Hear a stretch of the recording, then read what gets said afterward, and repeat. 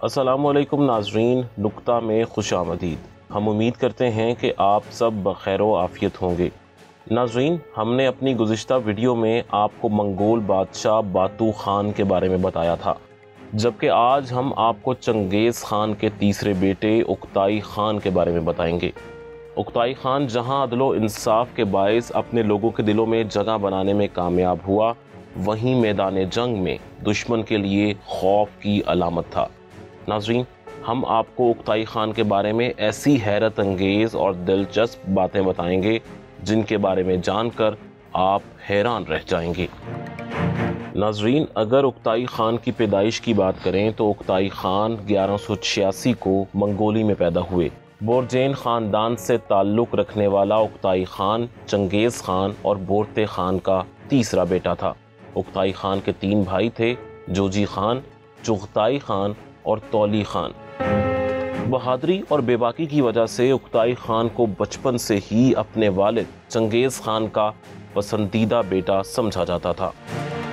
جبکہ شخصیت یا کردار کی بات کریں تو اکتائی خان کے جوانی میں خوب چرچے تھے۔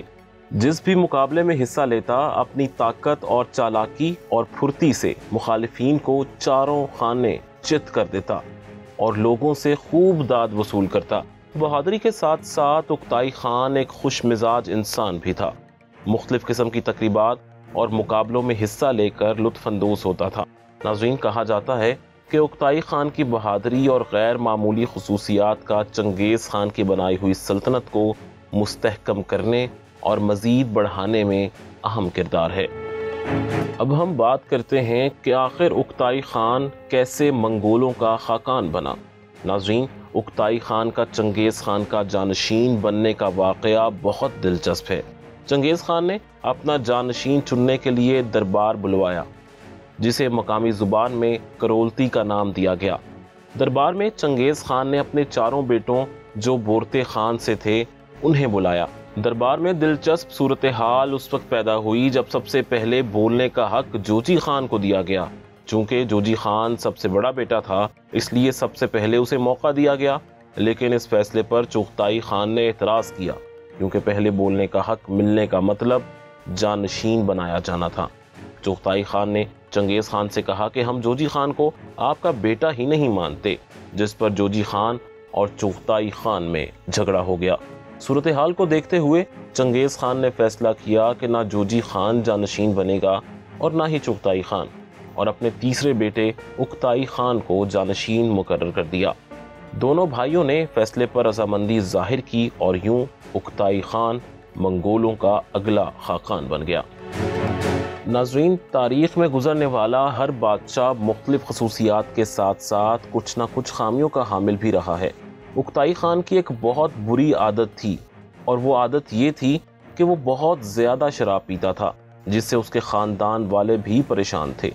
اکتائی خان اس قدر شراب پیتا تھا کہ ان کے بھائی چغتائی خان نے شراب نوشی کی عادت کو کم کرنے اور اکتائی خان پر نظر رکھنے کے لیے ایک آدمی مقرر کر دیا۔ اس آدمی کی ڈیوٹی صرف اکتائی خان کی شراب کا انتظام کرنا تھا۔ سمجھانے بجھانے پر ایک بار اکتائی خان نے قسم کھائی کہ شراب پینے والے کپوں کی تعداد کم کر دے گا، جس سے شراب نوشی کی عادت کم ہو جائے گی۔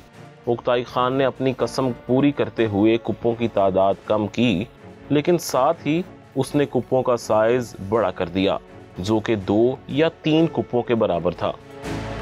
ناظرین، اب بات کرتے ہیں اس دلچسپ روایت کے بارے میں جو منگولوں میں عام تھی۔ منگول جس علاقے کو فتح کرتے تھے، اس علاقے کی عورتوں پر اپنا حق سمجھتے تھے۔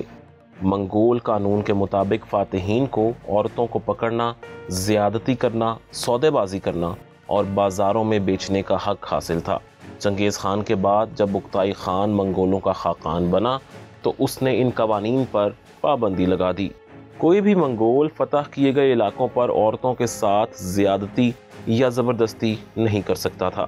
اکتائی خان کے دور میں فتح کیے گئے علاقوں کی عورتوں کو آزاد کر دیا جاتا تھا اور انہیں اپنی مرضی کے مطابق زندگی بسر کرنے کا حق دیا جاتا تھا۔ اکتائی خان نے اپنی فوج کے لیے مختلف علاقوں سے مخصوص لڑکیاں منگوائیں۔ ایسا اس نے اس لیے کیا کہ فوج کو منظم رکھا جا سکے۔ اب ہم بات کرتے ہیں ان 2 بڑی غلطیوں کے بارے میں جن کو کہ اکتائی خان نے خود بھی تسلیم کیا۔ ناظرین، عام طور پر کوئی بھی بادشاہ کوئی غلطی کرے تو وہ اپنی غلطی تسلیم نہیں کرتا، لیکن اکتائی خان کا کہنا ہے کہ اس نے زندگی میں 2 غلطیاں کی۔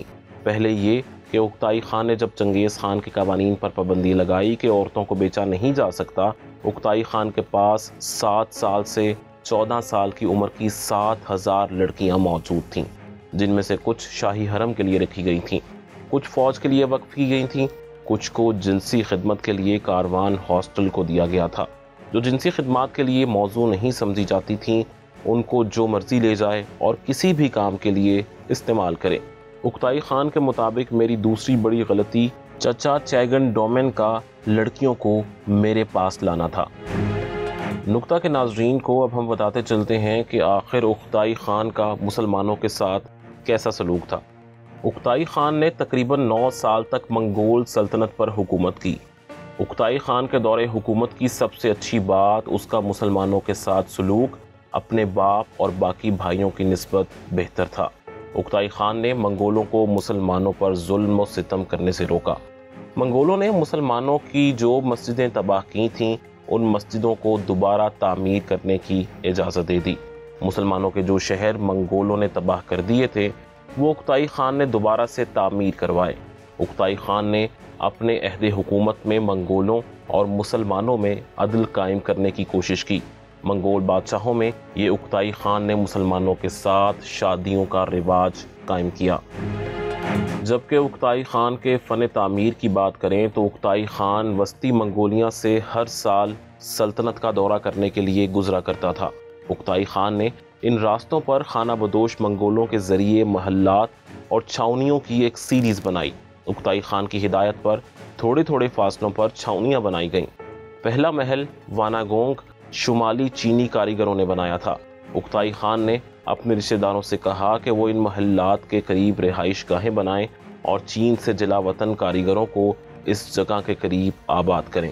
شہر قراقرم کی تعمیر 1235 میں مکمل ہوئی، جس میں اسلامی اور شمالی چینی کاریگروں کو مختلف عہدے اور کام دیے گئے۔ اکتائی خان نے اپنے مذہب بدھ، مسلم اور عیسائی پیروکاروں کے لیے کئی عبادت گاہیں تعمیر کیں۔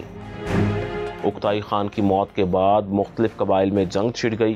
اکتائی خان کے بیٹوں نے بھی سرکشی کی، مگر اکتائی خان کی بیوی ترکینہ خاتون 4 سال تک حکومت پر قابض رہی۔